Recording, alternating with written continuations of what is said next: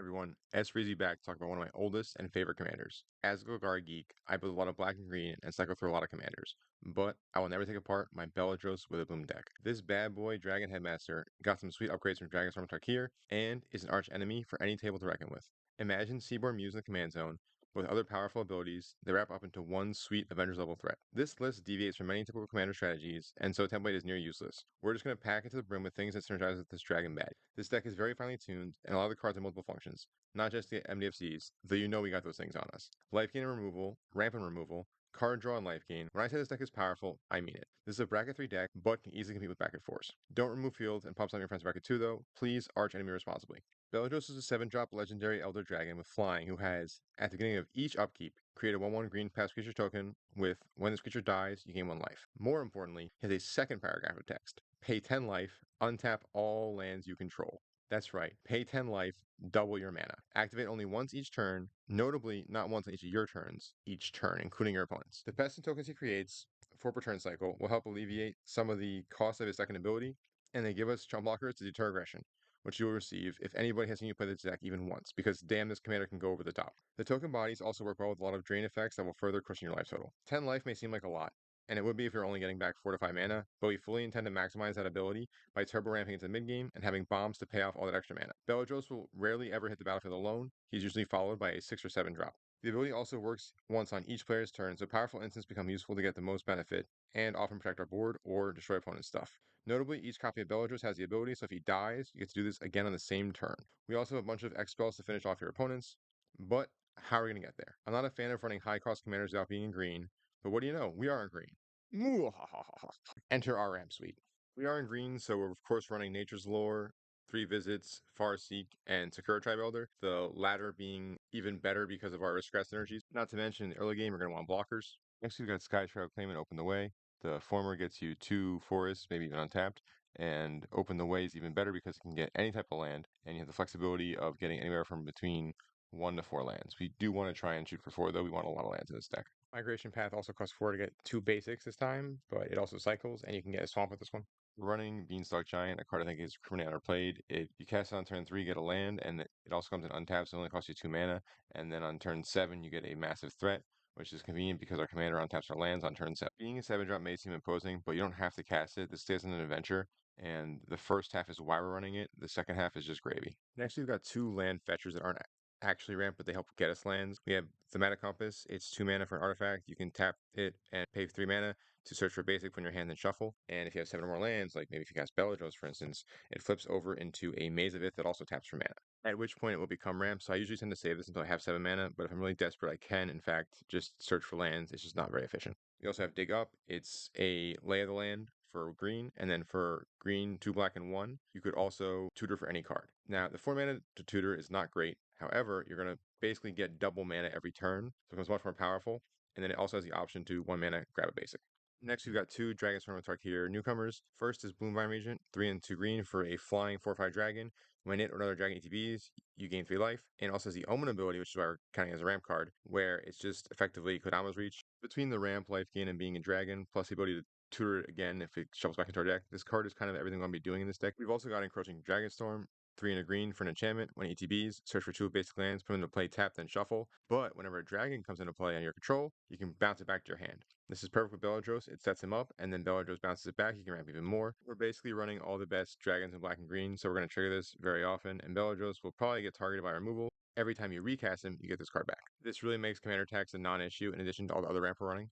We've also got Archsteward's Charm. Triple green is kind of steep for the casting cost, but it's an instant, so you can cast it if you have Beledros out very easily. And it's search your library for any creature or land and put it into your hand, or into play if it's a land. And you can also have it fight, don't care about that. The last one is relevant though. You can exile target artifact or enchantment. If you're in green and can support this, you should run this card. It's very good and very flexible. Next, we've got 3 cards that can get 2 or more lands of any type. So these cards are especially powerful with Cabal Coffers and Urborg to Yawgmoth. These cards are a must, do not cut them. The first is Curse Bound the Sky, 3 and 2 green for a 4/4 flying Death Touch Dragon Spirit. When it dies, choose 1, search for 3 lands, reveal them, put them in your hand, then shuffle, or create a massive green Spirit Creature token where X the number of lands you control. Either mode is great, and we're running a couple sacrifice outlets in this deck. This card is just so good in all the ways. Hour of Promise is more streamlined in function. It's just a sorcery for 5. Search for 2 lands, put on the battlefield, tap, then shuffle. These will put the lands directly into play, but they will be tapped. It's also great with Field of the Dead. If cast on 5 lands, they'll ramp you by 2 lands and give you 2/2/2 zombies. You're probably still in a vacuum going for Cabal Coffers or Burst to have that mana,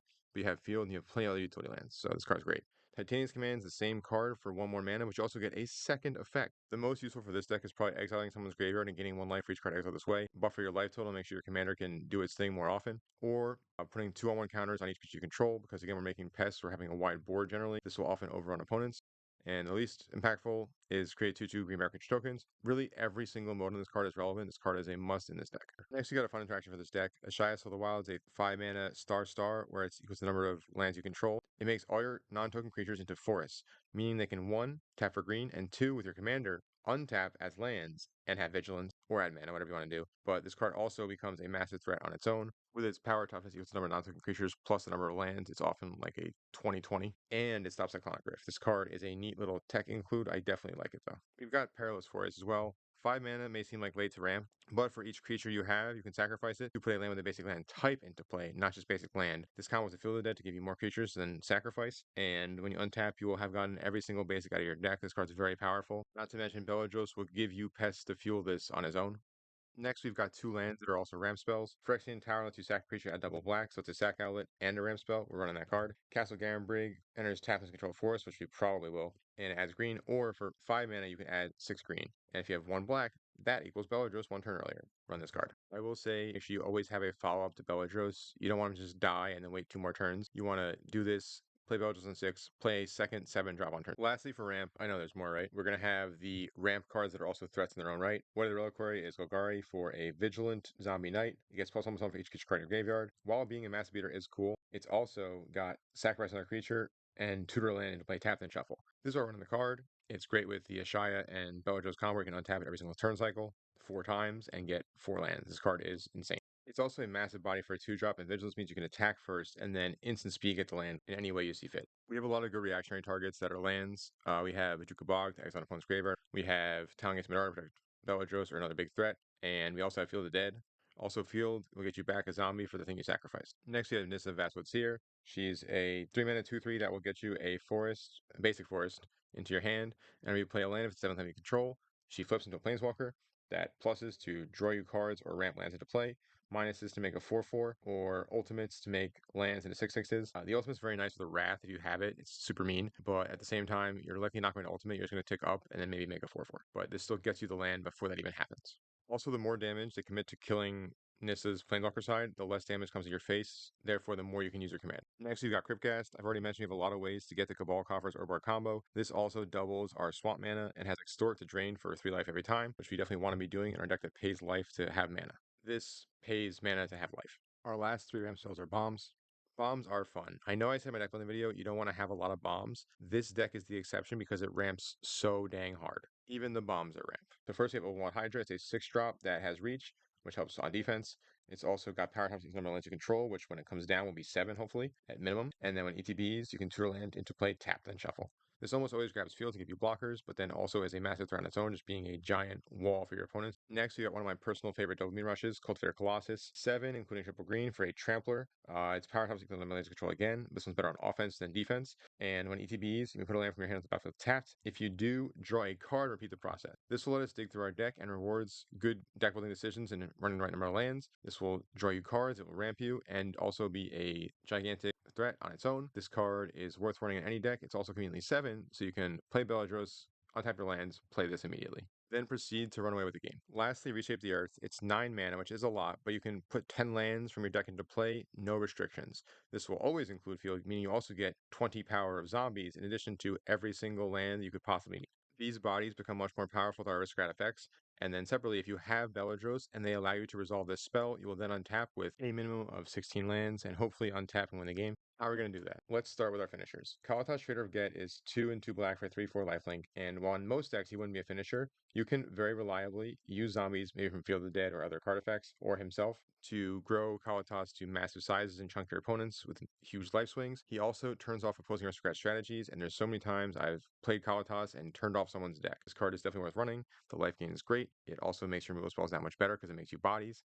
This card is an army in a can and also a threat at the same time. Notably, all the tokens we're creating in this deck are black, so we have AR first of Lock Lane. Triple black casting cost is kind of imposing, but when AR or another black creature ETBs, each opponent loses one life, you gain one life, and you can sack a black creature to draw a card. So again, all of our pests are black, the zombies are black. This will drain our opponents for tons of life, and we can sacrifice things we don't need to draw cards. Once we get to insane levels of mana with this deck, which we will, you can also sacrifice Beledros to recast him to get even more mana, which can help you power out our next finisher, Torment of Hellfire. This is an oldie but a goodie, and this is the deck I think that utilizes the best because you're often making upwards of 40 mana. This will murder your opponent. Finale of Devastation does just that. X and 2 green. Search your library and/or graveyard for a creature card with random cost X and put on the battlefield. If you search library, say shuffle it. If X is 10 or more, give your creatures plus X and haste until end of turn. This by itself will win games. You will swing with a board of pests that become 20/20s and just crush your opponents. But also, it gets your best thing into play. So even if someone survives the onslaught, you're even further ahead on board. Or if you don't have it in the late game, you can just get a ramp piece or a value creature in the early game. Hydra Brewmaster is my pet card in this deck. It's 4 and 2 green for a 7/7 with Monstrosity X, and you pay double X in green. When it becomes monstrous, put X green Hydra tokens on the battlefield. There's an instant speed ability, which is amazing because you can untap Beledros on someone else's turn and dump all your mana into this and make a ton of bodies. Another threat we can grab with Fierce Empath is Vein Ripper. 3 and triple black for a flying vampire assassin. It has Ward, sacrifice a creature, which goes well with the second ability, and then the more important one. Whenever a creature dies, target opponent loses 2 life and you gain 2 life. We have so much fodder and want to remove all our opponent's creatures. This will often burn out opponents by itself. Plus, it's a 6/5 massive flying body with Ward, so it's hard to remove. And the massive life gain will help pay for our commander's untap ability. I mentioned many times now your opponents will try and remove Beledros, but we kind of want Beledros to stick around, so you have Jade Orb Dragonkind, 2 and a green for an artifact. You tap it that green. When it's spent to cast a Dragon Creature spell, it enters an additional 1 counter on it and gains hexproof the next turn. And then separately, it's also Ramp Piece. Devar's Stand is an instant that gives hexproof and indestructible, but if you pump Beledros while doing this, you can murder a player with commander damage. This card's also really sweet. You should be a little cautious to do that, though. Outside of being in response to removal, they can then respond with removal. You want to 2-for-1 your opponents, not the other way around. Selective Resistance is the same effect as Safekeeping, but you lose life gain, and for an additional green for each mode, you can either destroy an artifact or destroy an enchantment, or just do those instead. This card's flexibility makes it great, and it's often a 2-for-1, or even a 3-for-1. Malaki Rebirth is just amazing with these sack effects because you can have a new Beledros to activate again, and Revitalize Repast. This one's better for the mana base because it's hybrid mana and makes either color on the other side, and you can put 1 counter on target creature against destruct on the turn. These effects are both great to have as lands because we need to have a lot of lands in play to have Beledros be effective, but also they help protect Beledros. These cards must be included in this deck. Most opponents will often realize that a 7-mana commander should be kill on sight, but savvy opponents will also realize they can just try and kill you. Our last protection spell is actually for our face. It's the One Ring. This draws cards. It makes you have protection from everything until your next turn. This will let you safely do your Beledros thing and not even worry about the consequences. This card really goes in every deck, but especially this one. We need sources of card draw, and we're also running a bunch of life gain to compensate for Beledros anyway. It'll also compensate for the life loss of the One Ring. Drawing the most cards is much better when you have double your mana. So this deck wants to pay life, and one way to punish that is to attack you early to make sure when Beledros comes out, you can't use it a bunch of times. You want to stop that from happening. So we're running way more removal spells than average. I'm in general not a fan of templates. You kind of need to see what your deck needs, and this deck needs removal. This deck loses to getting beat up in the early game, so we're devoting our early game to stopping that from happening. Our best removal spells are ones that are also ramped. Culling Ritual, Death Sprout, and Binding Old Gods are amazing. Ritual will give you a burst of mana. It doesn't help you power up Beledros because you may not have the lands to support it, but it'll make for very explosive plays as well as removing small stuff from the board, which we don't have a lot of, except for our disposable tokens that will give us death triggers and more mana. Death Sprout is a removal spell for a single target, but it gets rid of the traditional problem of removal of being down a card by giving you land. It's also an instant, meaning we can untap our lands and cast it on an opponent's turn if something's attacking us. Bind the Old Gods destroys any permanent an opponent controls. It's not a land. Then you can ramp, and then you can give your creatures Death Touch, which is definitely less relevant than the first 2 things, but not nothing. Medoc Massacre is a sweeper, but it's also an aristocrat effect that will help us win the game and cushion our life total. Plus, we're going to have a lot of mana to dump into that X. Scavenger Regent is another sweeper or it's a body. It's either a flying 4/4 dragon with more discarded cards, so not a bad threat on its own. It also has the ability to be a sorcery instead that shovels back into your deck. Each non-dragon creature gets -X on a turn. This will keep Beledros and other dragons alive. Speaking of other dragons, we have Deathbringer Regent, 7 and 2 black for a flying dragon. When it ETBs, if you cast it from your hand, there are 5 more other creatures on the battlefield. Destroy other creatures. This will come down ideally the turn before Beledros, clear the board. The last true sweeper in the deck is Pernicious Deed, 1 in Golgari for an enchantment. It also has X, sacrifice it, destroy each artifact, creature, and enchantment with converted mana cost extra less. Beledros himself costs 7, so hitting this for 6 is very safe. It's also an instant speed effect you can hold up on your opponent's turn, which goes so well with Beledros' ability. This card is a must for this deck. One of the main reasons to run so much removal is they're great instant speed cards, and we're playing this commander because we want extra mana, sometimes on our opponent's turns. We have Fel the Profane, it's 2 and 2 black, it's an MFC, destroy target creature planeswalker. Tear Asunder is 1 and a green, it exiles an artifact or enchantment, or if it's kicked for an additional 1 and a black, exile a non-land permanent. Soul Shatter hits the highest CMC creature for each opponent. Deadly Rollick is free if you control your commander, but if you don't, it's still only 4 mana to exile a creature. Erebos' Intervention, it's X and black, you can choose one. Target creature gets minus X until end of turn, you gain X life, or it has the effect of exiling twice X cards from graveyards. This is either graveyard hate or life gain removal. You want it for the life gain removal. Dictative Erebos is a flash enchantment. Whenever a creature you control dies, each one sacrifices a creature. We are running a bunch of disposable pests as well as other tokens and a bunch of ways to get rid of them. So this card is amazing, almost oppressively so. This card will single-handedly win you games. Font of Agonies is also very good. It's a single black pip. Whenever you pay life, put that many blood counters on it. And then for 1 and a black, remove 4 blood counters from Font of Agonies, destroy target creature. So your commander activation will always give you 2.5 activation of this card, which is just a free removal spell. It gives you the life loss and the mana to use it. This will let you dominate the board for a single mana. This card is a must. It's also a way to help you sink your mana when you activate Beledros and nothing else to do with it. You can also use this as a sack outlet if you have Dictative Erebos out to make each opponent sacrifice a creature. Next, we've got some removal on lands. Demolition Field lets us get a basic from our deck and blow up an opponent's land. Beseiju can hit lands, artifacts, or enchantments, giving an opponent a land. And Majukabog can target our opponent's graveyards. Speaking of targeting graveyards, we have 2 more options. Scavenging Ooze is 1 and a green for a 2/2. You can pay green to exile target card from a graveyard. If it's a creature, put 1 counter on Ooze, you gain 1 life. You can use this on non-creatures, but you also want the life gain plus growing the Ooze. So we're running Yavimaya in the mana base to make that happen. It's a pretty free include in a 2-color green deck. This could be the modern copium in me, but I like playing Cling to Dust. It's 1 black, exile target card from graveyard. If it's a creature, you gain 3 life, otherwise draw a card. For life gain is relevant, it's also graveyard hate, but more importantly as escape. 3 and a black, exile 5 cards from your graveyard. This lets you cast a card from your graveyard as many times as you can exile 5 cards. We don't really use our graveyard that much. This will let us use the card effect multiple times to either gain life or draw cards, and at instant speed no less. Try to leave the creatures in there for mass resurrection like Agame's Awakening, or also pumping White Reliquary. This can be a card draw engine, it's life gain, it's graveyard hate. It kind of does it all and it has very little cost to include because it does cycle for 1, worst case scenario. We're also running a sneaky great uncommon from Lord of the Rings, Gothmog Mortal Lieutenant. 3 and a black for a 3/3, when it ETBs, a Massworks 1. That doesn't matter. What does matter is creature tokens you control have Death Touch. This deck makes tons of tokens. Giving them all Death Touch is a huge deterrent. This is not removal, but it'll take a lot of the pressure off your back, which you desperately need. To make sure that pressure is all the way up off your back, we're running a lot of life gain. We have Courser Crufix, 1 and 2 green for a 2/4. It's a decent blocker in the early game. Play the top card of your library revealed, and you can play if it's a land card. Whenever land ETB is in your control, you gain 1 life. We care the most about the last line attacks, but the first line attacks mean we can actually draw extra cards if their land on top, sifting through the higher land count in our deck. This card rewards responsible deck building, but it won't count MDFCs, so we'll draw an extra card roughly 1/3 of the time. Essence Warden is amazing. It's a Soul Sister in green. Whenever another creature ETBs, you gain 1 life. This counts opponent's creatures as well. Realistically, you never want this to die, but it will probably die to some of the sweepers. Or you could Skull Clamp it to draw 2 cards. I would definitely say the life gain is worth more than 2 cards. Keep it alive as long as you can to buffer your life total. Sedgemoor Witch is 2 and a black for a 3/2 with Menace. It's got War, pay 3 life. What you care about though is that whenever you cast or copy instant sorcery spell, you can create a pest token with when it dies, you gain 1 life. This will give us bodies to block with and also life gain. Our next life gain spell is also a card draw spell. More Divine Reclamation, it's 3 in Golgari for an enchantment. Whenever creature you control dies, you gain 1 life and draw a card. This is amazing with our trump blocking pests, our tokens we're making. Even our commander will probably die because the opponents will target it, and we'll draw a card off that. Plus the life gain is so relevant. This will ensure you're never running out of gas, both in terms of life to use to get more mana and cards to draw. Tireless Tracker is a 3 mana 3/2.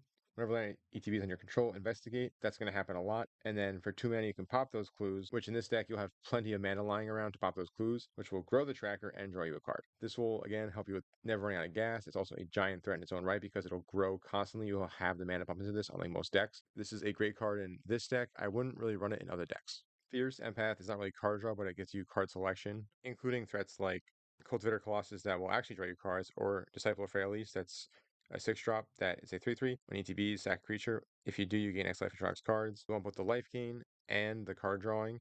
And if you sacrifice a big Chongus like Cultivator, you will draw a ton of cards and gain life to then have mana to spend on them. Skull Clamps we mentioned before, but it's a 1-drop that will draw you boatloads of cards. All of your pests are 1/1s, so you can sacrifice them to draw cards to get a new one every turn. Not just your own turn. Every turn cycle, you'll have 4 pests to spend on this. That's 8 cards for your commander deck that doubles its mana. Hoarding Broodlord is another sweet dragon that's 5 triple black, but it has Convoke.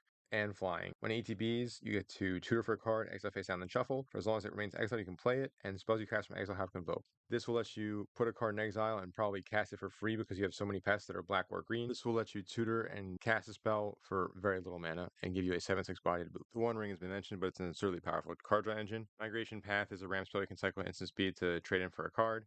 We also have Twilight Prophet. If you have the City's Blessing, it becomes a better Dark Confidant, which drains your opponent. The CMC, the top card of your library, and you put it into your hand. This card is just good. We're going to have City's Blessing very often. And who doesn't want to drain life and draw cards? And you can use your land tutoring effects to get Nurturing Peat land to sacrifice it to draw another card if you need. Moss Warp Bridge is similarly a land we can tutor for that will put a card on Hideaway, and if we have a certain criteria, in this case, creature with 10 or more power, which is pretty easy for our deck to do, we can pay green to cast a card for free and ignore timing restrictions. This card is amazing. Lastly, we have our utility lands. We're going to start it off with Tomb Fortress. It's a reanimate spell on a black land, so of course you're running it. Our commander is very expensive. This will let us get it back for less mana than recasting it, or we can get back another big threat we have milled into our yard, or just have get destroyed. Aghanim Awakening is X triple black for a mass reanimate for different CMCs. Our curve is very spread out. This will often get us back 7 creatures. Not to mention, our commander will let us easily pay for the mana. Speaking of easily paying for the mana, Turn Timber Symbiosis is a green mythic MDSC. It's a 7-drop that digs deep for a creature. So we can play our commander, untap our lands, play this, get a second threat. Takenuma lets us get back our commander or other threat and mills cards. It's also an instant speed ability, so we can use it when we have extra mana from Beledros lying around. I'm a big proponent of having some man lands in certain decks, and this is one of them. We have Hissing Quagmire. It's a 2/2 blocker with Death Touch. I would say this for defense more than offense, unless you're killing somebody at exactly 2 life. Lair of the Hydra is much better on offense than defense. It becomes an XX green Hydra that's still a land, but this can get huge with your deck as you can double your mana. You can also get players by attacking with this as a small body, tap your mana, untap your lands, and make it a larger body at instant speed. So this is a great way to finish off players. Cavern of Souls lets you cast Beledros or the other dragons uncounterably.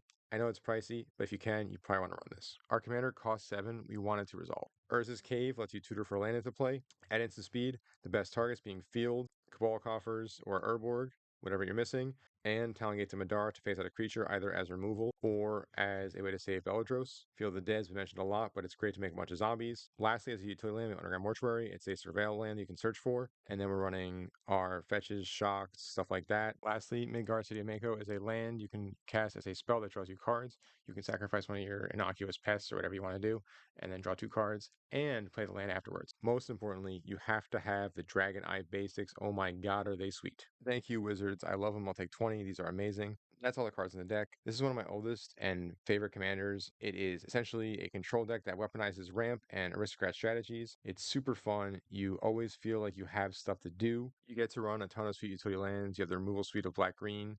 You get to play massive haymakers because of all your ramping and play those flashy spells that you can't play in most decks. You can play them in this deck. So, hope you liked it. Maybe you can do this commander on your own. If not, you can always check out some more stuff on my channel. As always, I'm S Freezy. You can find a playlist of more deep dive deck decks right here, and be sure to look out for this deck in a future deck building bootcamp video about removal. That's all I got for today. Remember to stay frosty out there and keep on brewing.